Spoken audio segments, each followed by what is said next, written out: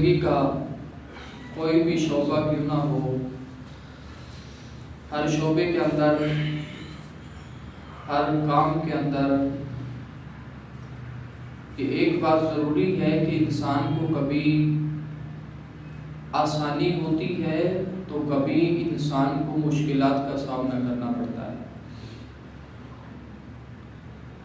یہ بھی اللہ کی طرف سے ایک احسان ہے کہ اگر انسان کو مشکلات کا سامنا نہ کرنا پڑے تو اسے آسانی کی نعمت کا احساس نہیں ہوتا۔ اگر انسان کو صرف آسائشات ہی ملتی جائیں، صرف عیش و عشرت ہی ملتا جائے تو انسان اللہ کی بارگاہ کی طرف رجوع نہیں کرتا۔ اور یہ بات کثرت کے ساتھ دیکھی گئی کہ جو بندہ مشکل وقت کے اندر ہو، مشکلات کے اندر گھرا ہوا ہو، وہ بندہ اپنے دلی طور پر اللہ کی طرف رجوع پہلے زیادہ کر لیتا ہے۔ جب اسلام کی ابتدا تھی تو نبی پاک علیہ السلام نے بھی مشکلات کا سامنا کیا۔ کبھی طائف کے بازار کے اندر نبی مکرم شفیع معظم صلی اللہ تعالی علیہ وسلم کو مشرکین اور کفار کے بچے آپ پر پتھر ریزی کرتے ہیں، پتھر پھینکتے ہیں۔ کبھی نبی پاک علیہ السلام پر جملے کستے ہیں کہ آپ معاذ اللہ ثم معاذ اللہ، آپ کو پاگل اور دیوانہ کہہ کر بھی پکارا جاتا ہے۔ یہ اسلام کی ابتدائی حالت ہے کہ ابتدا کے اندر انسان کو اگر مشکلات کا سامنا کرنا بھی پڑے تو اس کا مطلب یہ نہیں کہ وہ بندہ اپنے اس نیک کام کو چھوڑ دے۔ اسلام کی ابتدا کے اندر مشکلات کا سامنا ہوا، لیکن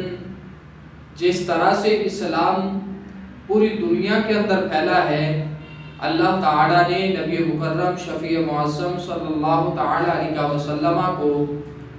اسلام کی تعلیمات اور اسلام کی تبلیغات کے لیے دنیا جہان کے اندر سرخرو فرمایا ہے۔ بخاری شریف کی پہلی جلد ہے اور پہلی جلد کے آخر کے اندر سیدنا سلمان فارسی رضی اللہ تعالیٰ عنہ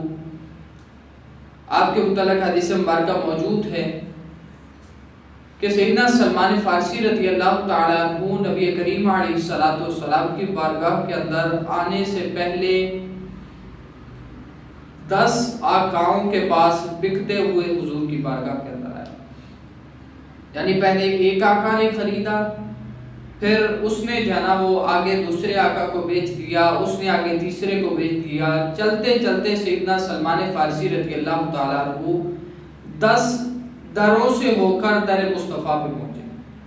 اور جب در مصطفیٰ پہ آ گئے ہیں تو پھر ان کو مرتبہ اور ان کو مقام کیا ملا ہے؟ نبی پاک علیہ السلام ارشاد فرماتے ہیں، فرمایا سلمان منا اہل البیت، فرمایا اہل بیت سے ہونا یہ ایک شرف کی بات ہے، لیکن سلمان فارسی جو 10 دروں سے ہو کر 10 آقاؤں سے وہ ان کی چوکھٹ سے ہو کر میرے چوکھٹ پہ پہنچا ہے، خاص سلمان فارسی کو بھی میں نے اپنی اہل بیت کے اندر شامل فرما لیا ہے۔ اس آگے بڑھی کہ سیدنا صدیق اکبر رضی اللہ تعالیٰ عنہ کی ذات ہے، جب ایمان لے کے آتے ہیں تو آپ پر ظلم و ستم کیا جاتا ہے۔ سیدنا بلال حبشی رضی اللہ تعالیٰ عنہ کی ذات ہے، تو جب اسلام لے کے آئے تو اسلام کی ابتدا کے اندر آپ پر ظلم و ستم کیا جاتا ہے۔ امیہ بن خلف آپ پر وہ کوڑے برساتا ہے، آپ کے سینے پر وہ پتھر رکھتا ہے گرم ریت پہ لٹا کے۔ اب یہ ساری تاریخ ہمیں بتاتی ہے کہ یار اسلام کا ابتدا اور اسلام کا جو آغاز والا حصہ تھا وہ مشکلات سے گھرا ہوا تھا، لیکن پھر جب انسان ان مشکلات کو کاٹ کے پھر آگے اپنی منزل اور اپنے مقصد تک پہنچنا چاہتا ہے تو پھر اللہ تعالیٰ اس بندے کو ناکامی اور ناکامیابی کی طرف نہیں جانے دیتا، بلکہ اللہ تعالیٰ اپنے حبیب کی چوکھٹ عطا فرمایا کرتا ہے۔